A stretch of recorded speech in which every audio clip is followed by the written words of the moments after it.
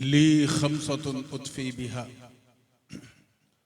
हर्रल वबा इल हातिमा अल मुस्तफ़ा वल मुर्तज़ा वबनाहुमा वल फातिमा गौसे आज़म बमने बेसरु सामा मददे क़िबले दी मददे काबे ईमा मददे मुईनुद्दीन हसन आलम पनाहे बसुए माँ गरीबा यक निगाहे सरवरा शाह करीमा दस्तगीरा अशरफा हुर्मते रूहे पयंबर यक नजर कुन सुए माँ हम पे अहमद का हो साया हम पे अशरफ का करम सैयदी मुख्तार अशरफ बासफा के वास्ते क़ाल अल्लाहु तआला फी शअनी हबीबिहिल करीम इन्नल्लाह व मलाइकतहु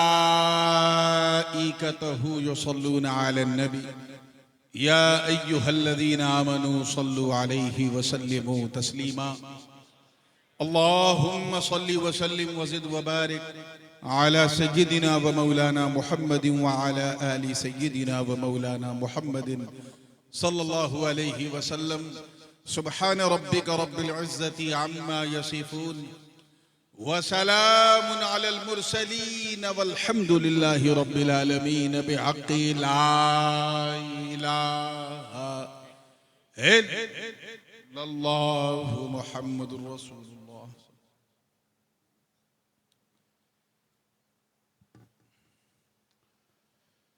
अल्हम्दुलिल्लाह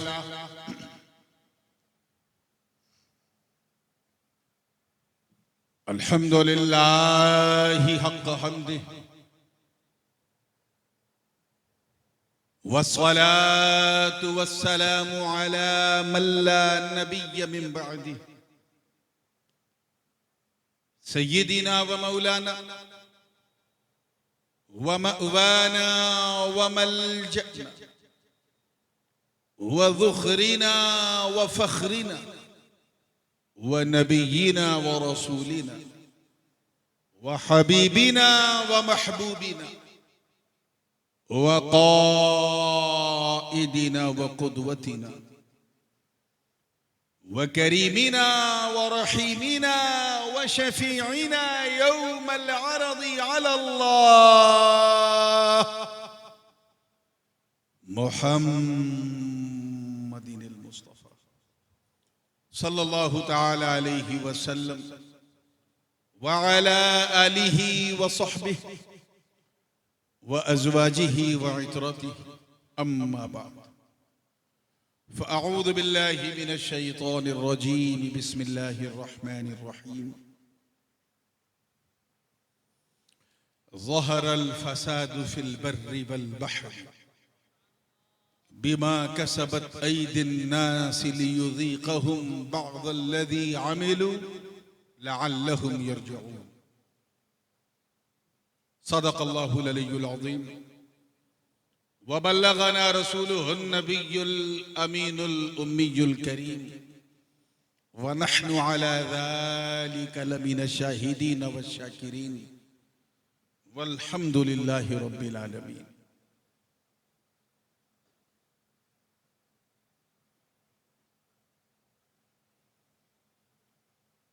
बमौक़े शादी खाना आबादी अजीज़म मोहम्मद शहनवाज सल्लमहु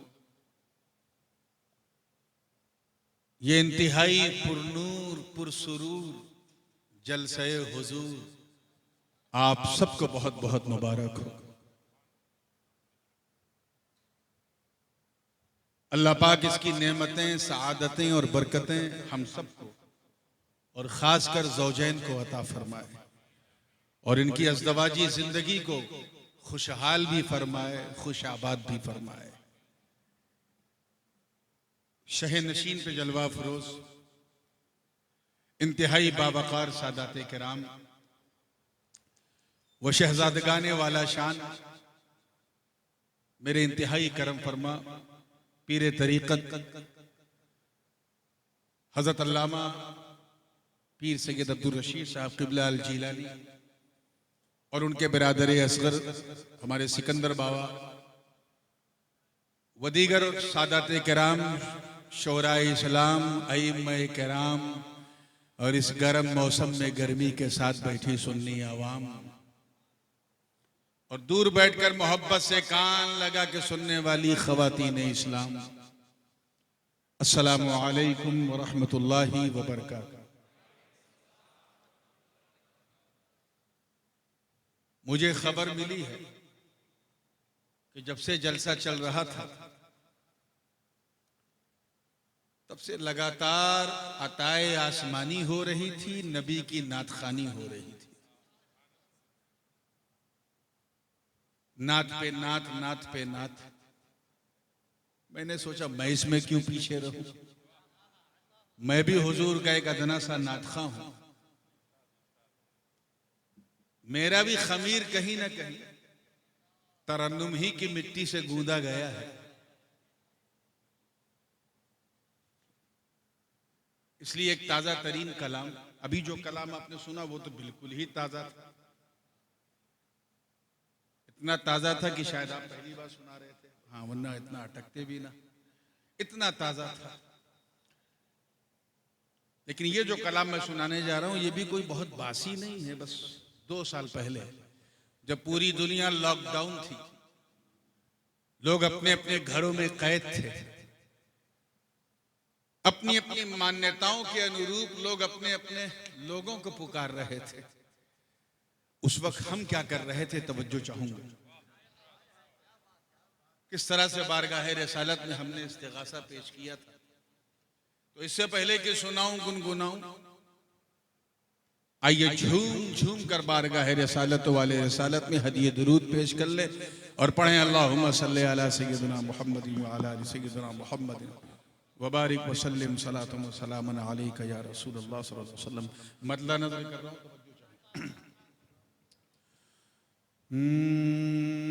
इश्क की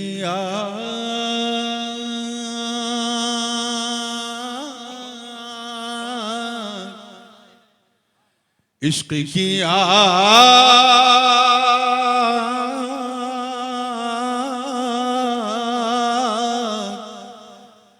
इश्क की आग जरा दिल में जलाओ तो सही।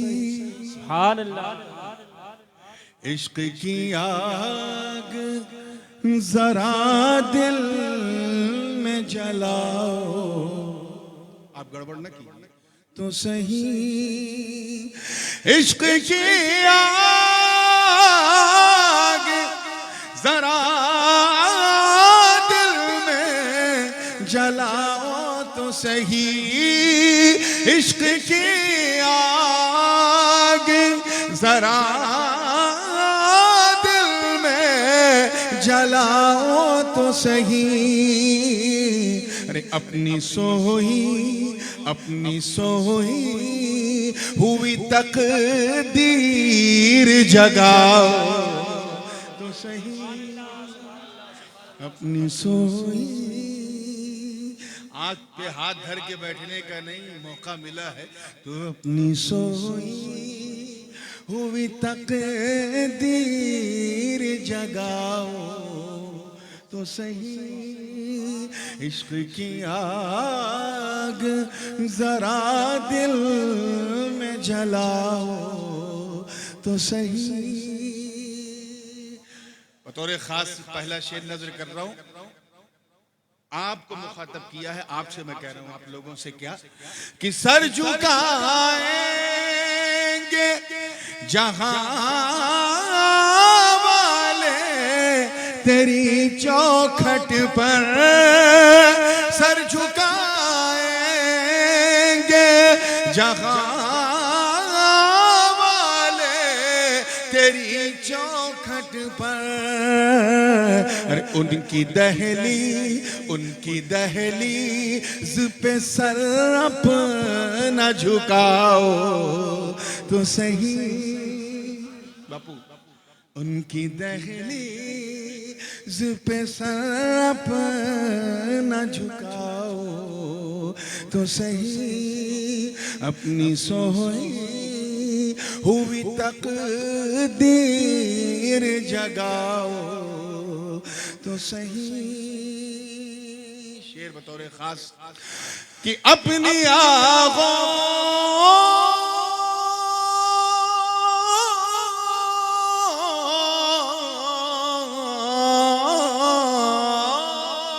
अपनी आगोश में घेरे है कोरोना की वबा। तवज्जो है, ये तो 2 साल पहले कहा था, लेकिन आज की वबा को अगर हम देखें तो थोड़ा सा चेंज करने की जरूरत है कि अपनी आगोश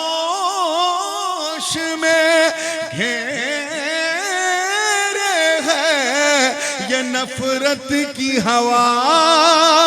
अपनी आगोश में घेरे है ये नफरत की हवा। अरे रहमतों ली नजर आका उठाओ तो सही। ली नजर आका उठाओ तो सही। अपनी सोई हुई तकदीर जगाओ तो सही।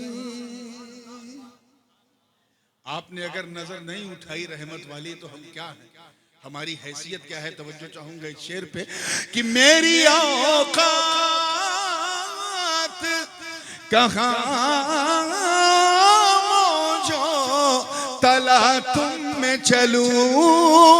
मेरी औकात कहाँ मौजो तला तुम में चलूं। अरे डूबने से मेरी कश्ती को बचाओ तो सही। डूबने से मेरी कश्ती को बचाओ तो सही। याद कीजिए जब पूरी दुनिया लॉकडाउन थी, मुझे मालूम है कि मैं ये कलाम दिल्ली, हैदराबाद या लखनऊ में नहीं पढ़ रहा हूँ, इसलिए आप जिस अंदाज से भी सुन रहे हैं मैं सब झेल रहा हूँ।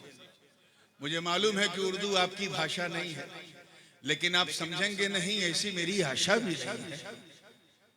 तवज्जो है ना आपने। व्यापारियों का शहर है, थोड़ा व्यापारी मूड बनाइए। और व्यापार यही कहता है कि एक बार सुभान अल्लाह कहने का कितना सवाब मिलता है। तो तवज्जो चाहूंगा बिल्कुल जिंदगी के साथ देखिए।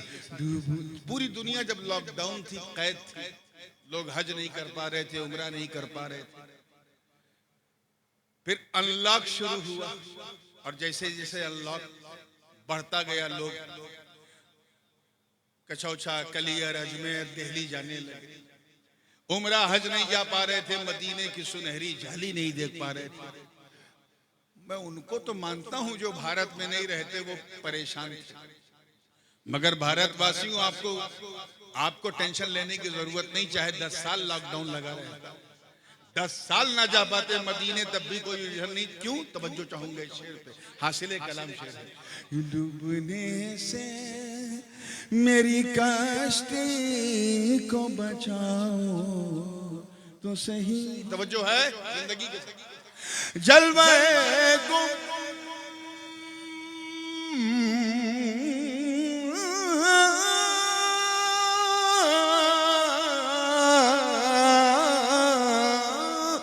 जलवे गुंबदे खज़रा नजर आ जाएगा।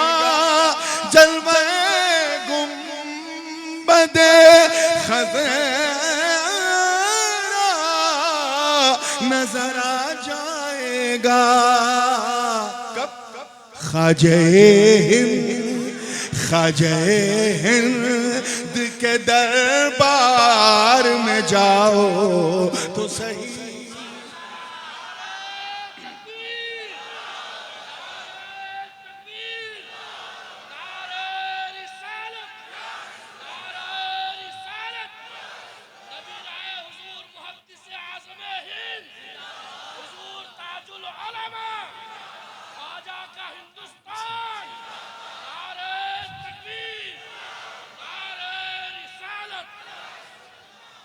ख्वाजा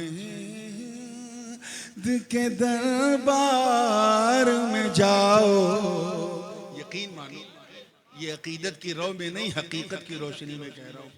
अगर आप बुग़्ज़ की ऐनक को फेंक कर मोहब्बत का चश्मा लगा के गरीब नवाज का गुंबदे बैजा देखोगे तो आंखें कहेंगी गुंबदे बैजा है, दिल बोलेगा गुंबदे खजरा है। ख्वाजा के दरबार में जाओ तो सही।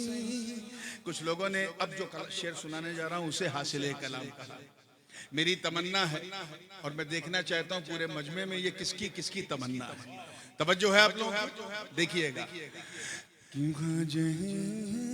फिर मेरी जान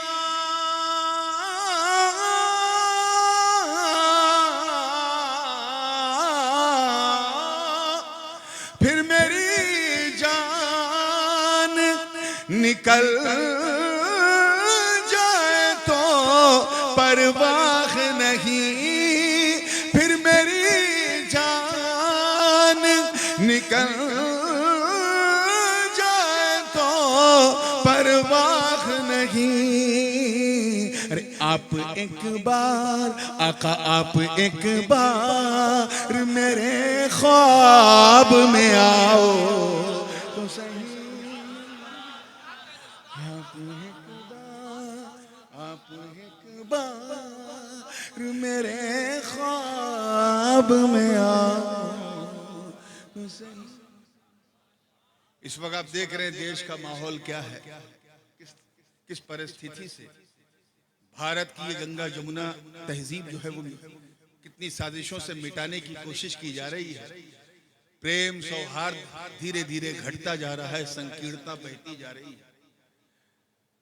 कभी शूरवीरों के नाम पे तो कभी अग्निवीरों के नाम पे एक अलग अलग किस्म का माहौल है। व मकरू व मकर अल्लाहु वल्लाहु खैरुल माकिरीन। कल तक हमें निशाना बना रहे थे, अब जिनके बटन दबाने से तुम जीते हो वो निशाने पे हैं तुम्हारे। तवज्जो चाहूंगा, इस माहौल को जहन में रखें और ये शेर देखें और उनको सुना देंगे जो ऊंचा पैजामा और लंबा कुर्ता, उनको सुना दीजिएगा। तवज्जो चाहूंगा कि बदअकीदों का भी गिर जाएगा खुद शीश महल। बदअकीदों का भी गिर जाएगा खुद शीश महल। कब ऐसे माहौल में तुम जलसा सजाओ तो सही। में तुम जलसा सजाओ।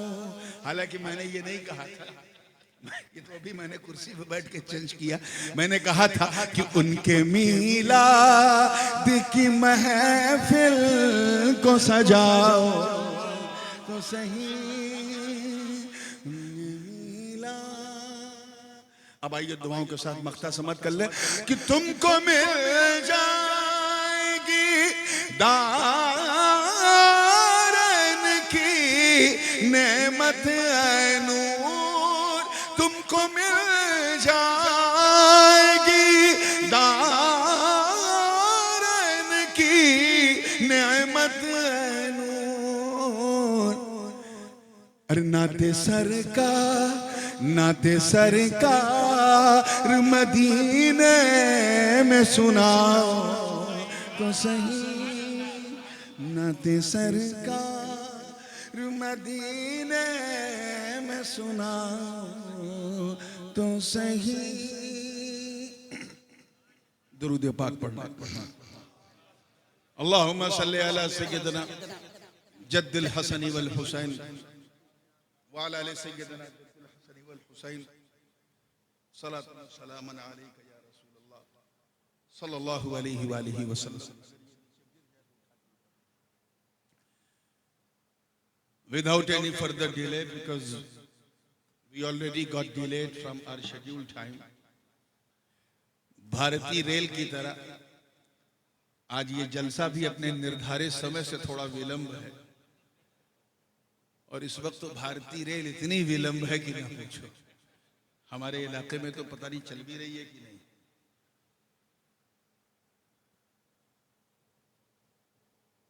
जैसे ही जलसा खत्म होगा,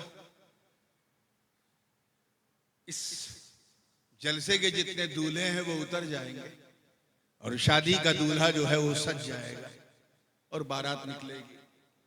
इसलिए जो भी वक्त मेरे हाथ में है उसे गनीमत समझें और कुछ बातें जो बहुत जरूरी हैं बताना, उसे बयान करके मैं रुखसत हो जाऊंगा। एक बड़ी मशहूर और मारूफ आयत करीमा की तिलावत का शरफ है। अल्लाह पाक का इरशाद है, ज़हरल फसादु फिल बर्रि वल बहरी बिमा कसबत ऐदिन नास। लोगों की हरकतों की वजह से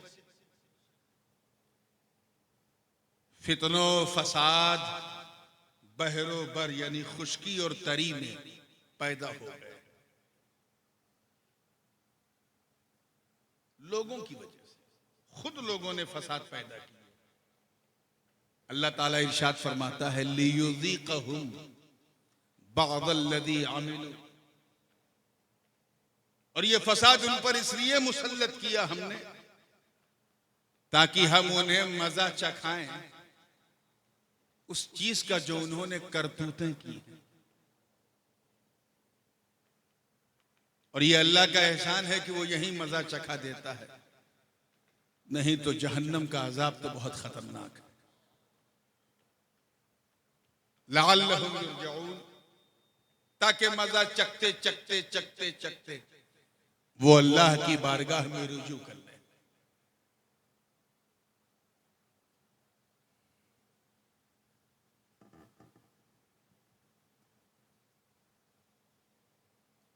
रुजू की बात यहां की जा रही है।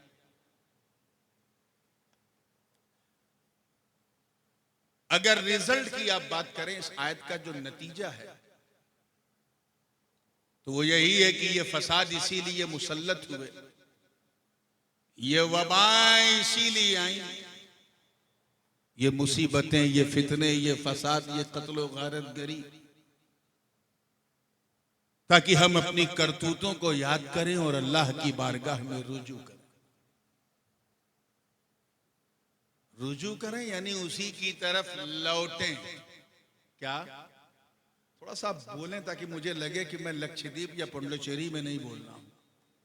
हाँ? उसी की तरफ लौटें। क्यों? क्योंकि उसका मकसद भी यही है कि बंदे उसकी तरफ लौटें। वही बंदा कामयाब है जो मौला की तरफ लौटता है।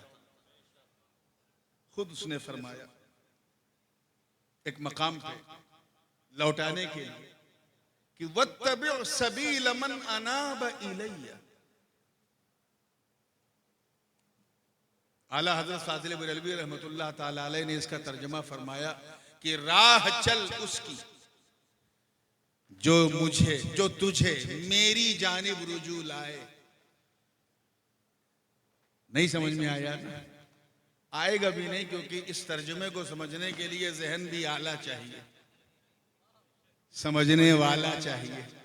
इसीलिए आला हजरत के तर्जुमे के 30 साल के बाद मेरे दादा मुहद्दिस आजम ने तर्जुमा किया और आपने क्या किया? पीछे पीछे उसके चल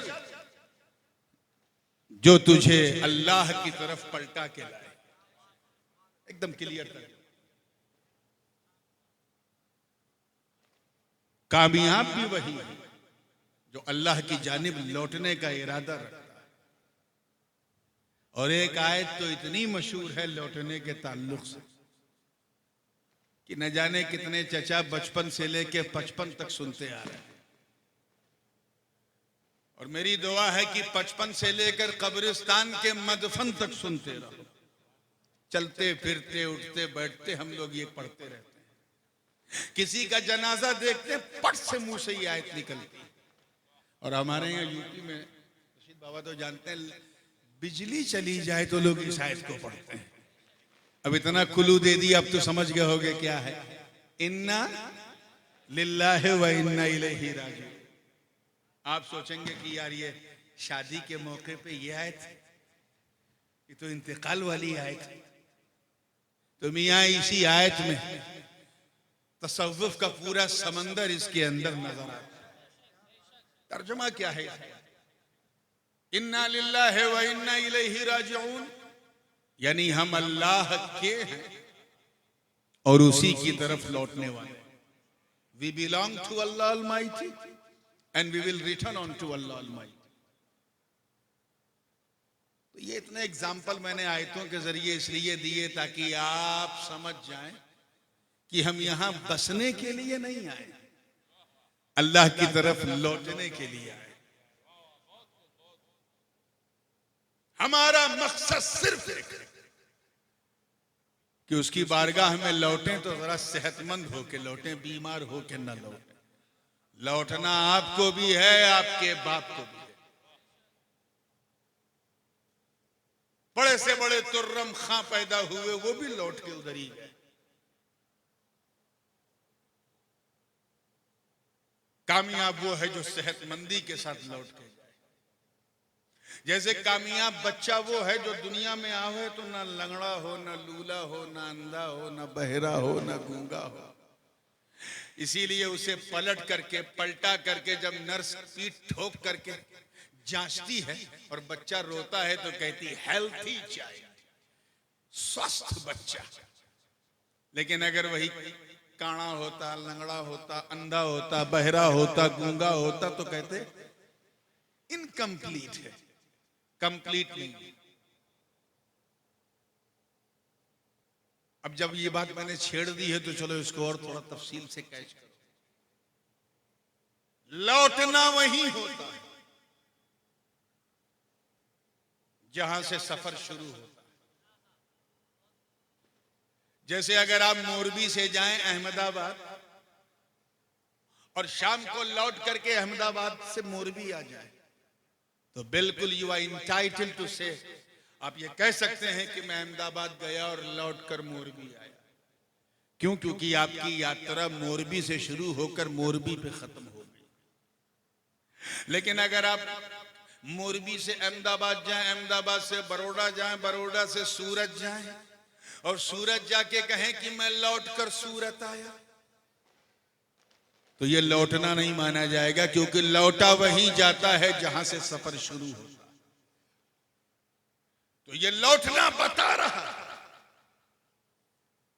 कि जहां से हजरत आदम चले, जिस जन्नत से उसी जन्नत की तरफ हमें लौटना है। और वही रुजू इलल हक। हमारा सफर तो आत्मा जगत से शुरू हुआ। जब तक अल्लाह ने चाहा हम वहीं थे। उसने हुक्म दिया दुनिया बदलो, हम बाप की सुल्ब में आ गए, in the backbone of father. जब तक अल्लाह ने चाहा हम अब्बा की सुल्ब में थे, हुक्म हुआ दुनिया बदलो, हम मां के पेट में आ गए। है कि नहीं? बोलो। 50 साल, 60 साल, 70 साल, 80 साल, 90 साल, 95 साल, बस अब कोई सेंचुरी नहीं मार पाता इल्ला माशाअल्लाह। पहले लोग भूख से मरते थे, अब खा खा के मर रहे हैं। ये हाइपरटेंशन है तो ब्लड शुगर है तो ये है तो खा खा के मर रहे हैं। जब तक अल्लाह ने चाहा हम यहां, हुक्म होगा दुनिया बदलो, तो इंशाअल्लाह हम कब्र में चले जाएंगे। डरो मत इंशाअल्लाह कहने से, जाना ही है। इंशाअल्लाह हम कब्र में चले जाएंगे। जब तक अल्लाह चाहेगा हम वहां रहेंगे। 500 साल, 1000 साल, 2000 साल, 5000 साल, जब तक वो चाहेगा हम। हुक्म होगा दुनिया बदलो, तो इंशाअल्लाह हम महशर में चले जाएंगे, है ना, in the day of judgement. अब जब तक अल्लाह चाहेगा हम महशर में, एक साथ, एक घड़ी, एक लम्हा, एक मोमेंट, एक टाइम, एक साथ, एक लहजा, जब तक उसने चाहा हम वहां। हुक्म होगा दुनिया बदलो, तो इंशाअल्लाह हम जन्नत में चले जाएंगे। ये बताओ हम मरेंगे कब? यही तो समझाना चाहता। When we will die, हम मरेंगे कब, इन जाहिलों को समझा देना जिन्होंने अपनी किताब में मादल्ला हुजूर को मर के मिट्टी में मिलने वाला लिखा। आज तुम्हारी इन्हीं गुस्ताखियों की वजह से जिनके मुंह में ढंग की जबान नहीं, वो भी शान रिसालत में तौहीन कर रहे हैं। जब तुमने कुर्ता पैजामा और दाढ़ी रख के नबी की तौहीन की, तो अगर आज कोई नुपुर शर्मा या कोई नवीन जिंदल अगर तौहीन करे तो हैरत क्या है। मगर इन तौहीन करने वालों से कह देना जिन्होंने नबी को मर के मिट्टी में मिलने वाला लिखा, कह देना कि सुन, अरे मौत जब मामूली इंसान को ना मिटा सकी तो हबीब रहमान को क्या मिटाएगी। समझ में आ रही है ना? तो लौटना है जन्नत। अच्छा, एक बात ये भी समझते चलिए, क्योंकि मेरी आदत है जब मैं काठियावाड़ बहुत कम आता हूं, लेकिन जब भी आता हूं तो मैं तकरीर कम करता हूं, दर्स ज्यादा देता हूं। कोशिश करता हूं कि आपके दिमाग में चीजों को उतारूं, और जिनको मेरा वो जोरे बयानी सुनना है वो यूट्यूब में सुन सकते हैं। यहां मैं कुछ कहने आया हूं, कुछ आपके दिलो दिमाग में उतारने आया हूं। तवज्जो है ना आप लोगों की? पूरी जिंदगी के साथ देखिए। अल्लाह मुसब्बिबुल अस्बाब, he doesn't do anything without a reason. किसी वजह के बगैर वो कुछ नहीं करता। उसने हर चीज के लिए एक सबब बनाया, हर चीज का एक सबब। मिसाल के तौर पर बारिश आसमान से होती है, बादल से, जमीन से बुखार उठता है, खलाओं में जाता है, हाइड्रोजन और ऑक्सीजन मिलते हैं, H2O का फॉर्मूला तैयार होता है, बादल बनता है और फिर बारिश होती है। उस बारिश को देखकर साइंसदा कहता है बादल बरसा रहा, मुसलमान कहता है अल्लाह बरसा रहा। और यहां तो खैर मोरबी के आसमान पे इतना पोल्यूशन है कि बरसता ही नहीं, दाएं बाएं बरस जाता है। वो H2O का फार्मूला भी यहां फेल हो जाता है। तवज्जो। तो अल्लाह हर चीज का उसने एक सबब बनाया, एक रीजन बनाया है, एक कारण बनाया। ऐसे ही जब हम आत्मा जगत से बाप की सुल्ब में आए, उसका एक सबब कारण था उसका, और वो क्या था? अमरे रब, हुक्म रब। अल्लाह ने इरादा किया, कुन कहा, हम बाप की सुल्ब से चल के मां के पेट में आए, उसका भी एक कारण बना। निकाह क्या बना? बोलो। यही औरत का शरई इस्तेमाल है, फनकिहू मा ताब लकुम मिनन निसा। आगे नहीं पढ़ूंगा वरना कहेंगे हजरत तो 2-2, 3-3, 4-4 की इजाजत दे रहे हैं। हालांकि अल्लाह ने दे दी। जो औरत पसंद आ जाए, गुनाह से पहले उसे निकाह का प्रपोजल दे दो, निकाह करो, सुन्नत है मुस्तफा। यही वाहिद इस्लामी तरीका।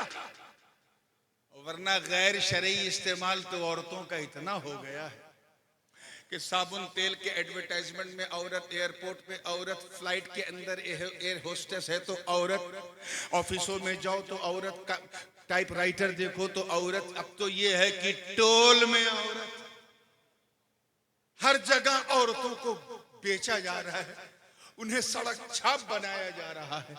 ये सिर्फ इस्लाम है जिसने उन्हें अपने घरों में इज्जत अता की। तुम चले हो ये कहने की आजादी आजादी, आजादी के नाम पे तुमने बहुत नाटक कर लिया। हमें ऐसी आजादी नहीं चाहिए जहां हमारी मां बहनों के लिए मीना बाजार तैयार किया जाए। हम वो आजादी पसंद करते हैं जिस आजादी में हम सुकून से अल्लाह की इबादत कर सकें, जिस आजादी में हम अपने इस्लाम को सुकून से परवान चढ़ा सकें। हमें मालूम, we are Muslim and we know what is prohibited in Islam and what is permissible in Islam. इस्लाम में क्या मना है और क्या जायज है हमें पता है, हमारे कुरान ने हमें बता दिया है। हम वो काम नहीं करेंगे जो इलीगल है, हमें प्यास लगेगी तो हम पानी पिएंगे, शराब नहीं पिएंगे, ये इल्लीगल है। हमें अगर हमारा नफ्स हमें तबाह करने पे तुल जाएगा तो हम शादी करेंगे, ज़िना नहीं करेंगे क्योंकि वो इल्लीगल है। हमें पैसा कमाना होगा तो हम सहाबा की सुन्नत पर अमल करते हुए बिजनेस करेंगे, अपने खून को पसीने की शक्ल में बहाएंगे। हम बुकी नहीं बनेंगे, सट्टा नहीं खेलेंगे, हम किसी तरह की हरकतें नहीं करेंगे, हम शराब नोश को नहीं बेचेंगे, हम कोई ना हराम चीज खरीदेंगे ना हराम चीज बेचेंगे, क्योंकि हमें अपनी हुदूद और बाउंड्रीज मालूम। हम यहां लखपति बनने के लिए नहीं आए, करोड़पति बनने के लिए नहीं आए। याद रखना, हम इस दुनिया में पहले थे नहीं, थे आप इस दुनिया में, बाद में रहेंगे। तो जब हमारा यहां अतीत नहीं, भविष्य नहीं, तो फिर वर्तमान कैसे संभव है? हम जब यहां पहले थे नहीं, बाद में रहेंगे नहीं, तो हम आए क्यों? तो उनसे कह देना जो रात दिन शराब कबाब और शबाब में अपनी गुजारते हैं, उन्हें आगाह कर दो। जो बड़े से बड़े बुकी बनने का सपना देखते हैं, जो सट्टे के बाजार पर अपने ईमान की बिसात को बिछाकर बेच देते, उनसे कहना हम दुनियादार बनने के लिए नहीं, परहेजगार बनने के लिए आए हैं, क्योंकि हम बंदों की बारगाह में नहीं, मौला की बारगाह में रुजू करना। नाराए रिसालत, नाराए रिसालत, हुजूर ताजुल उलमा, नाराए तकबीर। मैं आऊंगा, मैं इस तरफ आऊंगा क्योंकि वो चैप्टर अभी बिल्कुल तिश्ना है। मैं बस बड़ी तेजी से ये बता रहा था कि क्या चीजें शरई हैं, क्या गैर शरई। हर चीज का शरई और गैर शरई इस्तेमाल होता है। मोबाइल चाहो तो आले शैतान बन जाए और चाहो तो मुबल्लिग कुरान बन जाए, इस्तेमाल का मसला है। ऐसे ही वीडियो सामने कैमरा है, चाहो तो इस कैमरे को दीन का खादिम बना दो और चाहो तो इसे आले शैतान बना दो। तो जो चीजें जायज हैं वो अपने जायज तरीके से करो। हमें अपनी सीमा पता है कि हम इस दुनिया को दिल देने के लिए नहीं। ये बड़ा डेंजर होता है मुसलमान, मालूम है दिल देने का क्या नुकसान होता है? अल्लाह के रसूल सल्लल्लाहु अलैहि वसल्लम फरमाते हैं, इन्न फी जसदिल इंसानी बुदअतुन इज़ा सलुहत सलुहल जसदु कुल्लुहु व इज़ा फसदत फसदल जसदु कुल्लुहु अला वहियल क़ल्ब। इंसान के शरीर में एक गोश्त का टुकड़ा है, हुजूर फरमा रहे हैं, बुखारी और मुस्लिम की मुत्तफक अलैह हदीस। अगर वो टुकड़ा अच्छा है तो पूरा शरीर अच्छा है, वो टुकड़ा अगर गंदा है तो पूरा शरीर गंदा है। और वो टुकड़ा कोई और नहीं, अला वही अल कल्ब, वो दिल है। क्या है? जोर से बोलो, वो दिल है। इसलिए अगर कोई मांगे तो कुछ भी दे दो, आंख मांगे तो दे दो, नाक मांगे तो दे दो, कान मांगे तो दे दो, हाथ पैर जो चाहो दे दो, लेकिन दिल बंदों को मत देना। दिल देना तो परवरदिगार को दो, अहमद मुख्तार को दो, उनके चार यार को दो, अहले बैते अतहार को दो, या फिर औलिया के बार को दो। कोई ना मिले तो अपने पीर अपने यार को दो। ये तेरा दिल तोड़ेंगे नहीं, बल्कि तेरे टूटे हुए दिल को जोड़ देंगे। आज हमारा नौजवान चलते फिरते उठते बैठते खाते पीते एक दूसरे को दिल देता फिर रहा। अब तो इतना क्राइटेरिया घटिया हो चुका है दिल देने का कि अब फूल भी देने की जरूरत नहीं। अब तो मोबाइल में दिल का इमोजी जो है वही फॉरवर्ड कर देते हैं। बास मुरीदों को भी मैंने देखा, वो मैसेज करते हैं दिल बनाकर। यार ये क्या तमाशा लगा रखा है, दिल का इमोजी भेज रहे हैं चलते फिरते। कुछ लोग कहते हैं मैंने इसको दिल दे दिया, और बल्कि 2 कदम आगे बढ़ के लोग दिल ही तक नहीं सीमित हैं, जान तक कह देते हैं। मैं बड़ी खुल के बोलने का आदी, चलते फिरते कहते वो देखो मेरी जान जा रही है। अगर ऐसा कोई बोले कि मेरी जान जा रही है तो हाथ उठा के आमीन कह देना ताकि चली जाए, ताकि चली जाए, फिर लौटे ही ना। चलिए मुस्कुरा के जब फ्रेश हुए हैं तो अपने जहन को यहीं लाए। ये दिल देना क्या होता है? दिल देने का मतलब ये होता है कि किसी की मोहब्बत में ऐसा दीवाना बन जाना कि अपने दिल की तमाम ख्वाहिशात को उसके लिए खास कर देना। It's a first step of love. ये मोहब्बत का पहला जीना है। कोई कांच के गिलास को दिल दे दे तो उसका क्या हाल है? उसका दिल कांच के गिलास में अटका रहेगा, कहीं टूट ना जाए, कहीं टूट ना जाए। और अगर खुदा ना खास्ता वो गिलास गिर गया और टूट गया तो दिल टूट गया। मकान को दिल दिया, धरती कंप आया, घर गिर गया, दिल टूट गया। खेत खलियान को दिल दिया, फसल नहीं पैदा हुई, दिल टूट गया। कारोबार को दिल दिया, कारोबार बर्बाद हो गया, दिल टूट गया। पैसे को दिल दिया, चोरी हो गया, दिल टूट गया। परिवार को दिल दिया, परिवार ने घर से निकाल दिया, दिल टूट गया। अपनी बीवी को दिल दिया, नाफरमानी कर दी, दिल टूट गया। अपने भाई बहनों को दिल दिया, उन्होंने लड़ाई कर ली, दिल टूट गया। अपने बच्चों को दिल दिया, वो बेवफा निकले, दिल टूट गया। माँ बाप को दिल दिया, उन्होंने धक्के मार के निकाल दिया, बशरी तकाजों के तहत दिल टूट गया। ए अल्लाह, हम दिल किसे दे? आवाज आई, दिल उसे दे जो तेरा दिल न तोड़े। चलते फिरते उठते बैठते लोगों को दिल नहीं, दिल देना है तो परवरदिगार को दे। दिल देना है तो अहमद मुख्तार को दे। इन बातिल ताकतों से कह दो हम हर तौहीन बर्दाश्त कर लेते हैं, लेकिन शाने रसालत में हम अदना से भी तौहीन या गुस्ताखी इसलिए बर्दाश्त नहीं करते क्योंकि हमने अपने नबी को अपना दल नहीं दिल दिया है। नारे रिसालत, नारे रिसालत। ये दिल देना इतना वो होता है, अच्छी चीज को दो तो कामयाब, बुरी चीज को दो तो नाकामयाब। एक साहब हवाई जहाज से जा रहे थे, अहमदाबाद से बैठे फ्लाइट पे, लंदन हीथ्रो उतरना था। 9 घंटे की फ्लाइट थी, 9 साढ़े 9 घंटे की। इत्तेफाक देखिए बाबा के ड्यूरिंग फ्लाइंग टाइम उन्होंने दिल दे दिया फ्लाइट को।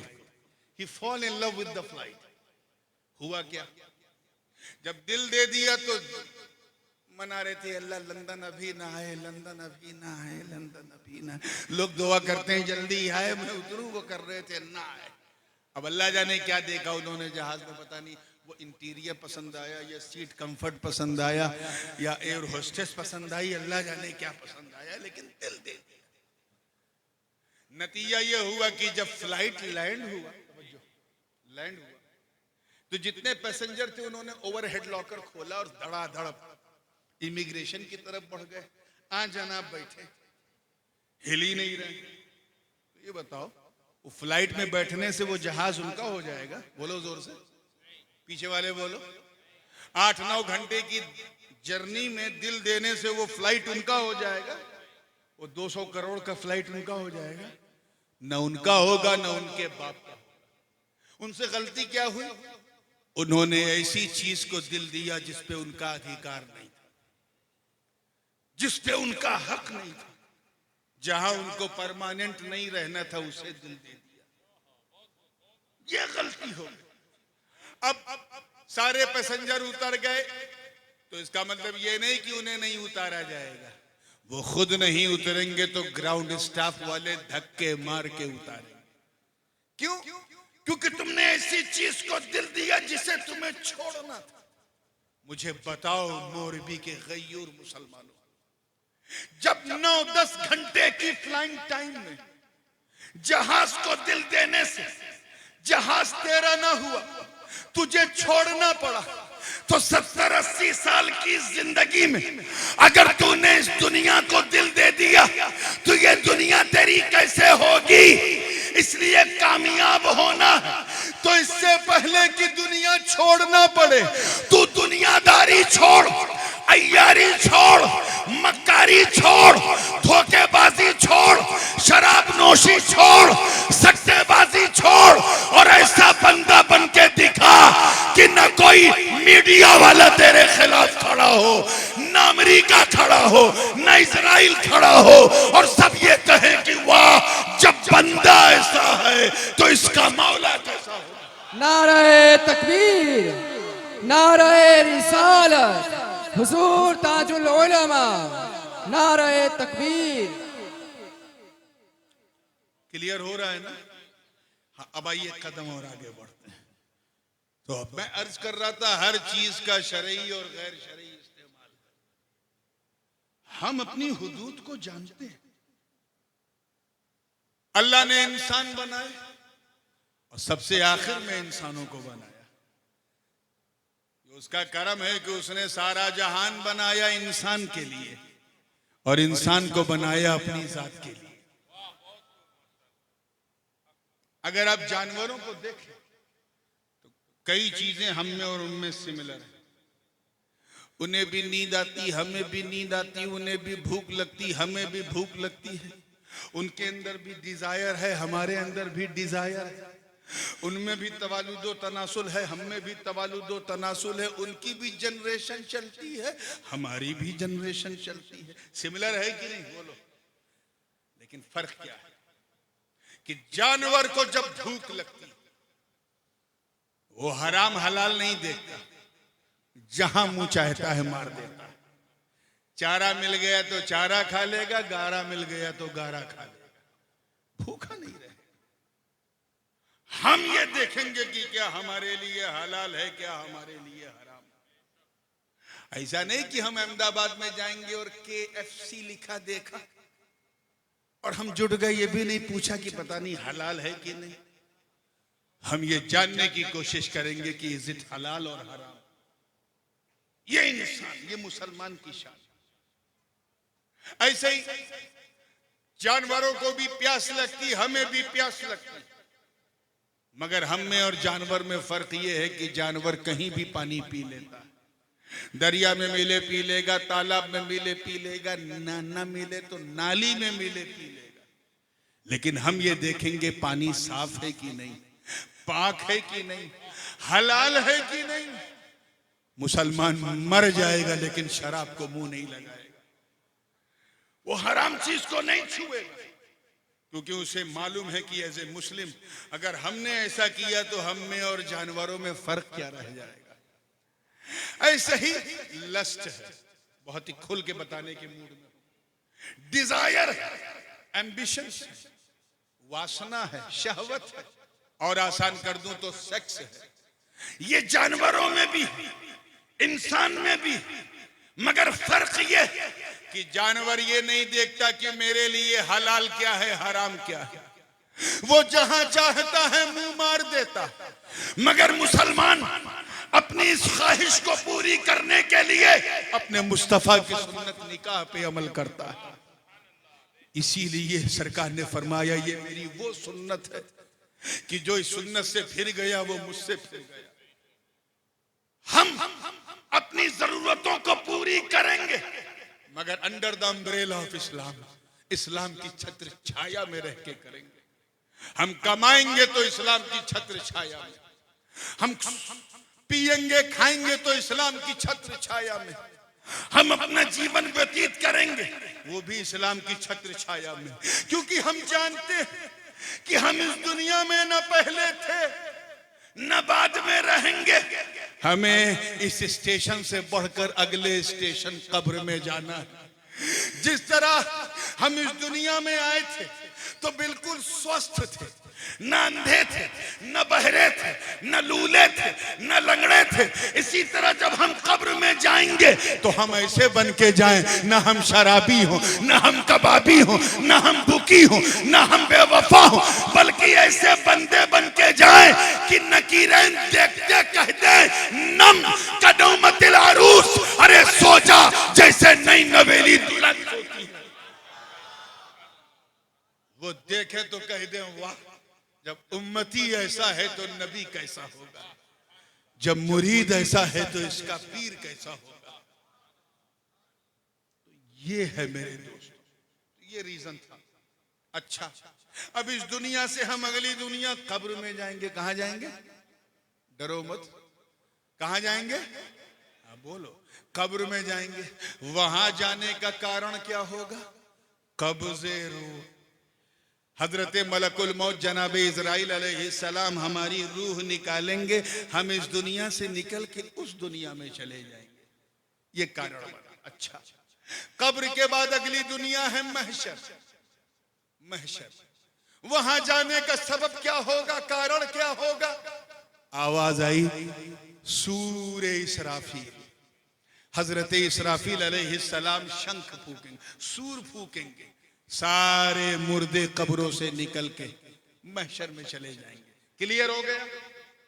यानी बाप के सुल्ब में आए हुक्म रब कारण बना, बाप की सुल्ब से माँ के पेट में आए निकाह कारण बना, माँ के पेट से चल के इस दुनिया में आए परसों पीड़ा कारण बनी, इस दुनिया से चल के कब्र में जाएंगे तो कब्ज़े रूह कारण बना, कब्र से चलकर महशर में उठेंगे तो सूरे इसराफील। जोर से बोलो क्या?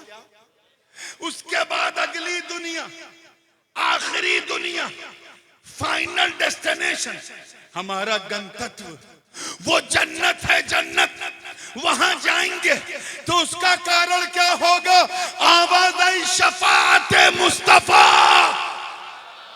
नारे रिसालत, नारे रिसालत। मुस्तफा की सिफारिश होगी, उनकी शफाअत। ये है हकीकत। वी आर ट्रैवलर, हम यहां मुसाफिर हैं। हमें अगली दुनिया की तैयारी की। जैसे हम बाप के पेट, माँ के पेट में थे तो हमने 9 महीना कोई ऐसी गड़बड़ी नहीं की कि इस दुनिया में हम उल्टे सीधे पैदा होते। अब इस दुनिया में आए हैं, अगली दुनिया कब्र है। वहां जाने से पहले हमें यहाँ कोई ऐसा गड़बड़ सड़बड़ नहीं करना है कि हम कुछ उल्टे सीधे वहां जाएं। नेक बन जाओ मुसलमान। अगर न बने तो याद रखना फिर तुम्हारी दास्ता भी ना होगी दास्तानों में। अपने किरदार को पहचानो। हमें अल्लाह ने कुंतुम खैरा उम्मत का ताज पहनाया। तुम बेहतरीन उम्मत हो तमाम उम्मतों में। हम जानते हैं कि जिन चेहरों को देखकर हमें खैरे उम्मत कहा, ऐसा हमने कोई नहीं, लेकिन ये ताज तो अता किया ना हमें। अपने गिरेबान में झांक के देखो, क्या तुम इस लायक हो कि तुम्हें अच्छा उम्मती कहा जाए? बिल्कुल नहीं। हम 70-80 साल की जिंदगी को पूरी जिंदगी समझ बैठे। हजारों साल कब्र में रह रहे हैं, उसका कोई ख्याल नहीं। सारा लफड़ा यहीं, सारा झगड़ा यहीं, सारा उल्टा सीधा मामला यहीं। और हम ये भूल गए कि एक दिन हमें इस दुनिया से गुजरना है, एक दिन हमें ये छोड़ना है। जैसे मेरे अब्बा ने छोड़ा, दादा ने छोड़ा, परदादा ने छोड़ा, एक दिन हमें भी छोड़ना। We forgot। हम अपने मोटिव को भूल गए। फजर का वक्त है, हम चादर ताने सो रहे हैं। जोहर के वक्त मार्केट में घूम रहे हैं, असर के वक्त क्रिकेट खेल रहे हैं, मगरिब के वक्त चाय खाने में, इशा के वक्त कहीं और। शरीर में इतनी ताकत की मार दे किसी को तो अहमदाबाद से पहले इलाज नहीं होगा, फिर भी रोजा नहीं रखते। पैसा इतना है कि इनकम टैक्स डिपार्टमेंट परेशान, फिर भी हम ज़कात नहीं देते। इल्ला माशाअल्लाह। पासपोर्ट पे लंदन तक की मुहर है, फिर भी हमने हज नहीं किया। हम क्या है यार? जरा सोचो मुसलमानों, उनको सोचो जिनके हम वंशज हैं। वो लोग, वो मुकद्दस जमात सहाबा, अरे जिन्होंने बदर, उहुद, खैबर और खंदक में परचम इस्लाम को लहरा दिया। हम उनके वंशज हैं जिन्होंने अंताकिया की कलीसाओं में घुस के अजानें दे दी। हम उनके अनुयायी हैं जिन्होंने वजू के कतरे को भी नबी के जमीन पे गिरने न दिया। हम उनके आशिक हैं कि वो लोग कि जिनके नाम से रुस्तम और सोहराब का कलेजा थरथरा जाता था। हम उनके वंशज हैं जो एक इशारा पाकर मक्के से मदीने की तरफ कूच कर गए।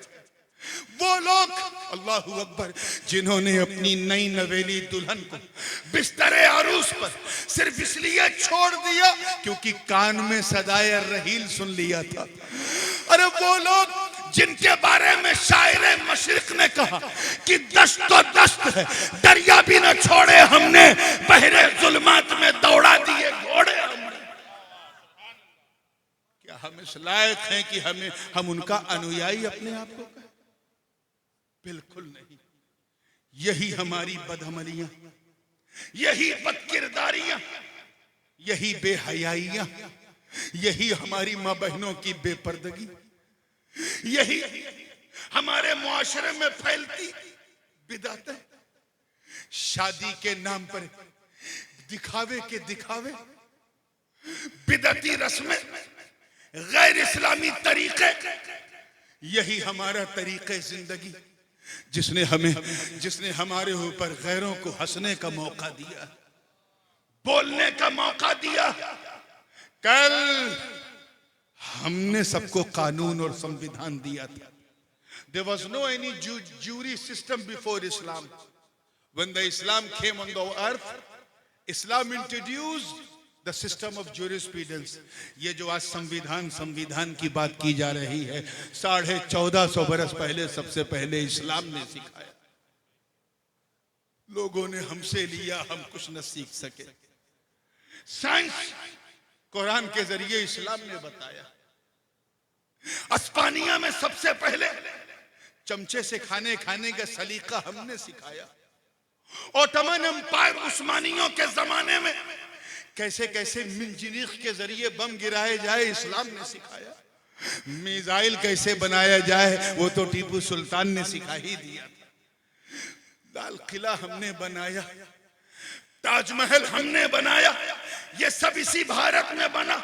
और हम ऐसे पक्के भारतीय कि हम यहाँ लूटने नहीं, न लूटने आए न लूटने आए, बल्कि हम तो ऐसे भारतीय कि दुनिया छोड़ने के बाद भी हमने भारत की धरती को नहीं छोड़ा।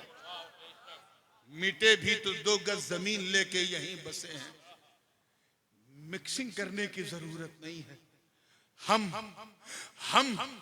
बाबर जहीरुद्दीन वाले नहीं, ख्वाजा मोइनुद्दीन वाले। इसलिए टर्मिनोलॉजी को चेंज मत करो, आइडियोलॉजी को मिक्स मत करो। Try to understand. ये हमारी अपनी करतूतें हैं मुसलमानों। हम भूल गए कि हमारे पूर्वजों ने कौन कौन सी नेमतें हमें दी। आज हम वेस्टर्न माहौल में जूझ गए, वेस्टर्न कल्चर को हम अपनाने लगे। अमेरिका किस तरह खाता है, क्या खाता है, वो खाने में हमारी ज्यादा दिलचस्पी है। लंदन में शादी किस तरह होती है, इटली वाले बर्थडे किस तरह मनाते हैं, उसमें हमारा फोकस है।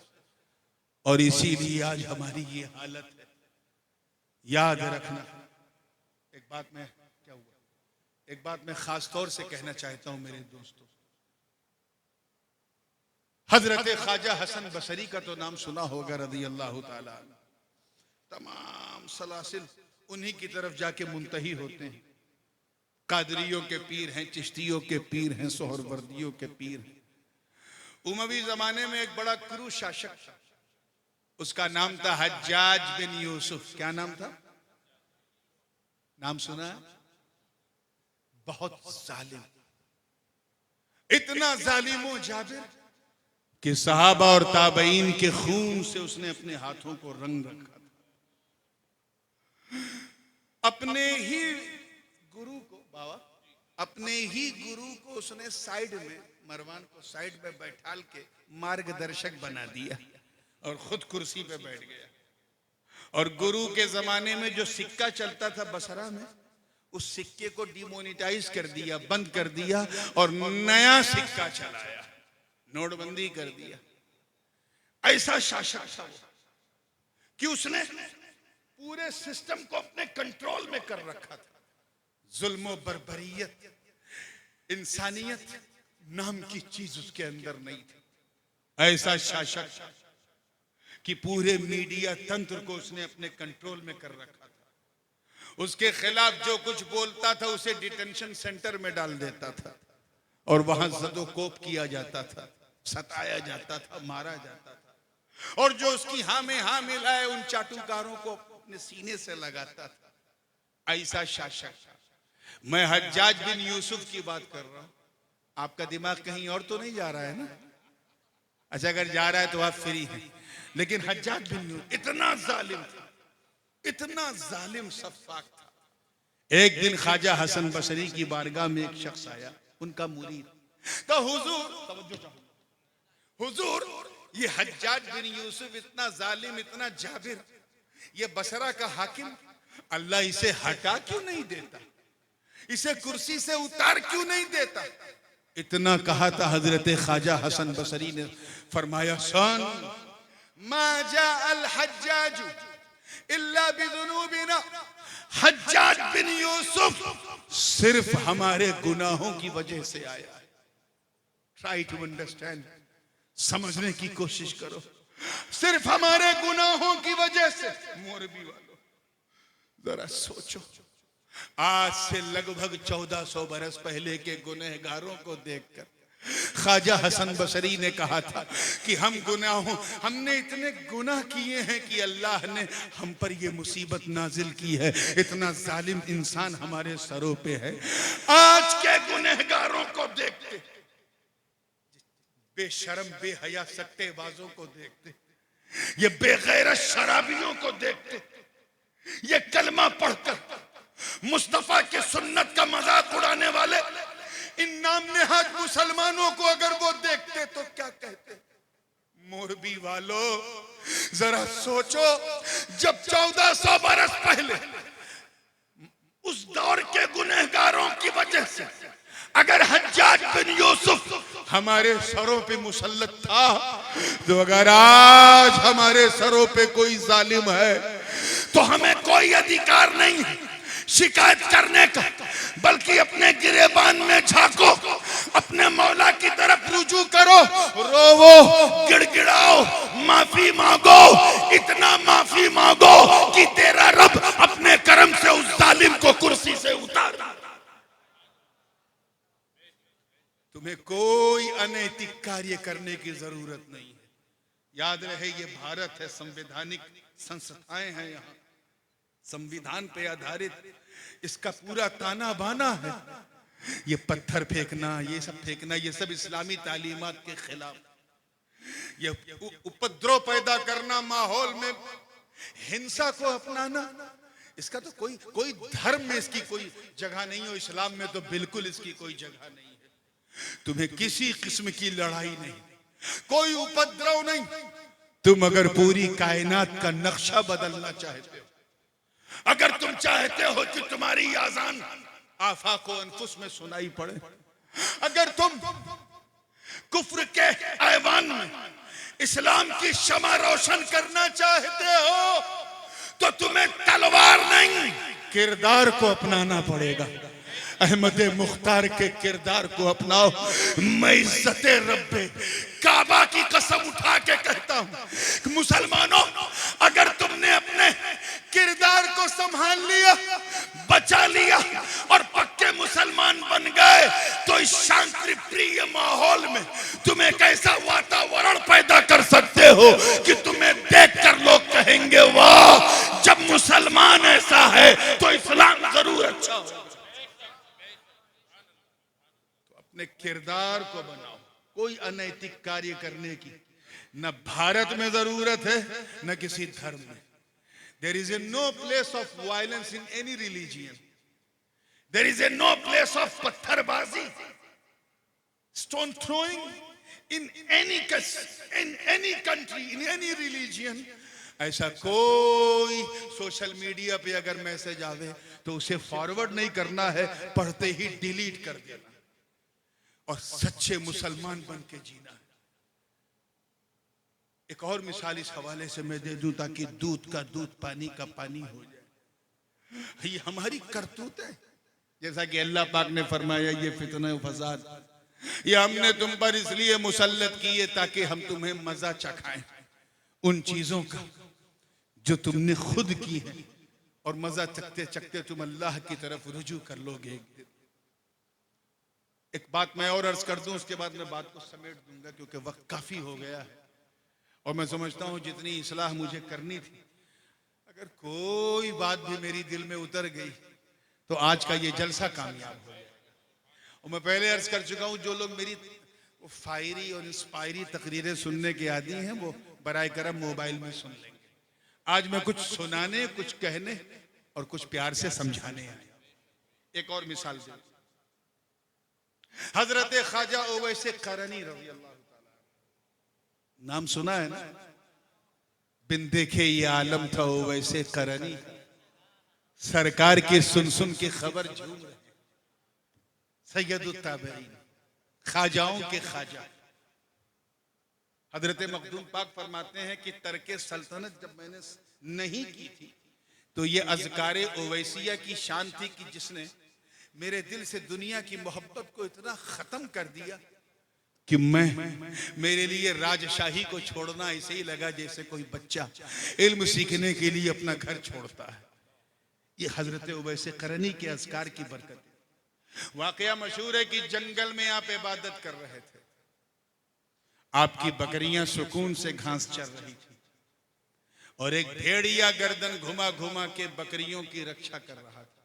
कौन? समझते हैं ना? भेड़िया समझते हो? लंबे दांत वाला, कुत्ते की शक्ल, शेर जैसी दहाड़। नहीं, सियार तो बहुत डरपोक होता है। भेड़िया को अंग्रेजी में हायना कहते हैं। क्या कहते हैं? बात समझ में आई ना? हाँ, तो ये भेड़िया जो है वो गर्दन घुमा घुमा के बकरियों की रक्षा कर रहा है। बकरियां आराम से घास चर रही। मैं मानता हूं कि शेर सिंह बड़ा खतरनाक जानवर होता है, चाहे वो गिर का सिंह हो या किसी दिलगीर का हो, बड़ा खतरनाक होता है, लेकिन बड़ा गयूर और बड़ा खुददार भी होता है। बाबा, शेर अगर पेट भर के खा ले तो फिर किसी को मुंह नहीं लगाता, कम से कम 10-12 घंटे तक तो नहीं लगाता। You can walk with the lion, आप शहर के साथ, शेर के साथ टहल घूम सकते हैं। और ये मैं कोई सुनी सुनाई बात नहीं कर रहा हूं, मुझे जाती तजर्बा है। I have walk with the lion, मैंने ऑलरेडी किया है। ये और बात है कि शेर के साथ टहलने के लिए सीने में भी जरा शेर दिल चाहिए, सबके बस का रोग नहीं है ये, लेकिन वो है खुददार होता है कि अगर खा पी ले टच नहीं कर, बकरी की तरह उसे घुमाओ। लेकिन भेड़िया मेरे दोस्तों ऐसा दरिंदा है कि अगर गर्दन तक खा ले और इतना खा ले कि सांस लेने की भी गुंजाइश ना हो, और सामने बकरी या हिरन दिख जाए तो नोचेगा जरूर, चाहे खाए ना। और यहां एकदम उल्टा, ख्वाजा ओवैसे इबादत कर रहे, बकरियां आराम से घास चर रही हैं और शेर गर्दन घुमा घुमा के बकरियों की हिफाजत कर रहा है। एक राहगीर का गुजर हुआ, ऐसा अद्भुत अविश्वसनीय मंजर देखा। अब क्योंकि नाश्ता चालू हो गया इसलिए मैं अपनी बात को यहीं खत्म करूंगा, बस इस वाक़े पर कि ऐसा अद्भुत अविश्वसनीय मंजर देखा तो उससे रहा नहीं गया। उसने पूछा, बाबा ये क्या, आपको इस भेड़िए से डर नहीं लगता? तो ख्वाजा ओवैस ने सर उठा के कहा, तू मेरी बात कर रहा है, मेरी बकरियों को भी इससे डर नहीं लगता। कहा वो क्यों? कहा सुन, पहले मैं डरता था, अब नहीं डरता। सुन, जब तक, अल्लाह करे आपको समझ में आए, जब तक मैं अल्लाह से नहीं डरता था, इस भेड़िए से डरता था। जब से मैं अल्लाह से डरने लगा, ये भेड़िया मुझसे डरने लगा। इसलिए मेरे दोस्तों, अगर तुम चाहते हो कि हमारे समाज में छुपे हुए भेड़िए तुमसे डरे, अगर वो लोग जो हमारे मूल अधिकारों का हनन करने बैठे हैं वो हमसे कपाएं, थरथराएं, तो तुम्हें कोई अनैतिक कार्य करने की जरूरत नहीं, कानून को अपने हाथ में लेने की जरूरत नहीं। अगर तुम इस पूरे सिनेरियो को चेंज करना चाहते हो और उनके दिलों में अल्लाह का डर बिठाना चाहते हो, तो तुम अल्लाह से डरना शुरू करो। तुम अल्लाह से डरोगे, अल्लाह के दुश्मन तुमसे डरेंगे। नारे तकबीर, नारे तकबीर, नारे रिसालत। या अली। ये वबाएं भी उसी का हिस्सा है जो एपिडेमिक बन के आती हैं और पेंडेमिक बन के छा जाती हैं। It's a wake up call for all of you. ये एक चेतावनी है मेरे दोस्तों। इस चेतावनी को किसी भी तरह आप हल्के में मत लीजिएगा। अल्लाह पाक हमें वो नूरे ईमान अता करे जिसकी रोशनी से हमारा घर चमकता रहे, और ये वादा करके यहां से उठो कि हम सिर्फ नाम के नहीं, काम के मुसलमान बन के उठेंगे। मौला करीम हम सबको सच्चा, पक्का, सुन्नी, सहीहुल अकीदा मुसलमान बनाए रखे। व आखिर दावाना अनिल हम्दुलिल्लाहि रब्बिल आलमीन। अस्सलामु अलैकुम।